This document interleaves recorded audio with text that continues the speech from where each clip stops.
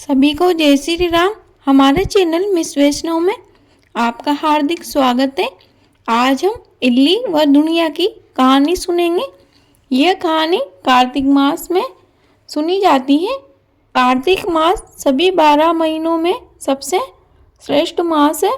इस महीने में भगवान विष्णु की आराधना की जाती है। तो चलिए शुरू करते हैं इल्ली व दुनिया की कहानी। दोस्तों, इससे पहले आपसे एक छोटी सी विनती है। यदि आपने अभी तक चैनल को सब्सक्राइब नहीं किया है तो प्लीज़ चैनल को सब्सक्राइब कर लीजिए। एक इल्ली थी और एक दुनिया था।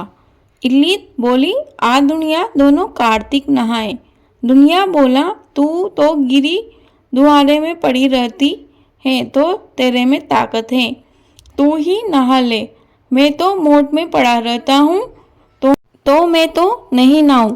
मैं तो हरा हरा ही सिट्टा खाऊंगा, ठंडा ठंडा पानी पीऊंगा। अब इल्ली तो रोजाना राजा की बाई के पल्ले में लगकर नहा आती और दुनिया नहीं जाता। कार्तिक उतरते ही पूर्णिमा को दोनों मर गए। इल्ली कार्तिक नहाई थी, इसलिए उसने राजा के घर में जन्म लिया और राजकुमारी बनी। दुनिया उसी राजा के नगर में गधा बना।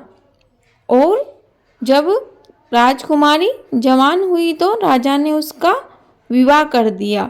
विवाह होने के पश्चात विदाई का समय आया और राजकुमारी को राजा ने विदा कर दिया।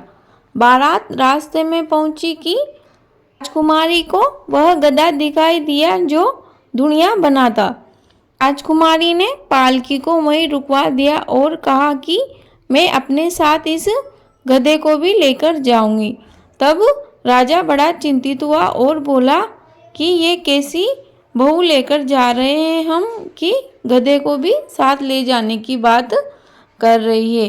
राजा ने उसे बहुत समझाया कि बहू, इसे अपने साथ नहीं ले जा सकते वरना सारी प्रजा हमारी मजाक बनाएगी कि ये राजा अपनी बहू के साथ गधे को क्यों लाए हैं। लेकिन राजकुमारी नहीं मानी, वह जिद पर अड़ गई और पालकी को उठाने ही नहीं दिया। तब उन्होंने थक हार कर गधे को भी साथ ले चलने का निश्चय किया और गधा साथ में चला गया। अब राजकुमारी को महल में अंदर लिया गया और उस गधे को महल के बाहर सीढ़ियों के यहाँ बांध दिया। अब जब राजकुमारी सीढ़ियों से उतरती चढ़ती तो वह गधा कहता, हे चटको, हे मटको, श्याम सुंदरी तोड़ा पानी तो पिला। राजकुमारी कहती, मैं कहती थी ना तुझसे कि दुनिया तू भी कार्तिक नहा ले। इस तरह वह राजकुमारी उस गधे से घंटों बातें करती रहती। एक दिन राजकुमारी की देवरानी जेठानी ने यह सब देख लिया और सोचा कि यह इस गधे से इतनी देर तक क्या बातें करती है, यह तो अवश्य ही हमारे घर में जादू टोना करेगी।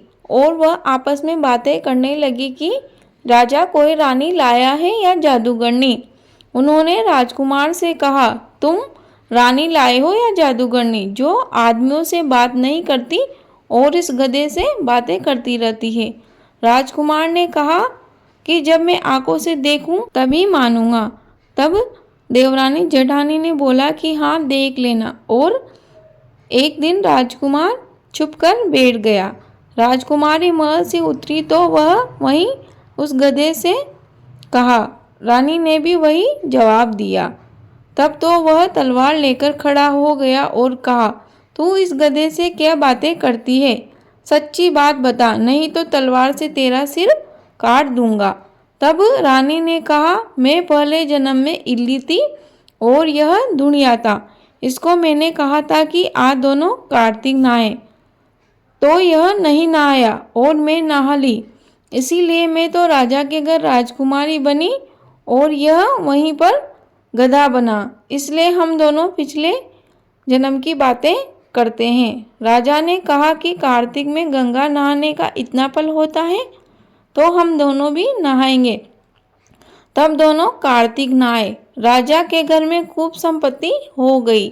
कार्तिक महाराज ने जैसा इल्ली को दिया फल वैसा सबको देना और जैसा दुनिया को दिया वैसा किसी को ना देना। बोलो कार्तिकेय भगवान की जय। बोलो विष्णु भगवान की जय। जो भी इस कथा को कहे, सुने और हुक्कारा भरे उसे भी इडली जैसा फल प्रदान करता। यह कहानी यहीं समाप्त होती है।